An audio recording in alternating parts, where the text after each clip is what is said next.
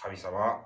この世の中にはたくさんのイエス様に敵対する邪悪な罠が存在します。どうか神様イエス様の愛がそれらすべての罠を打ち壊して、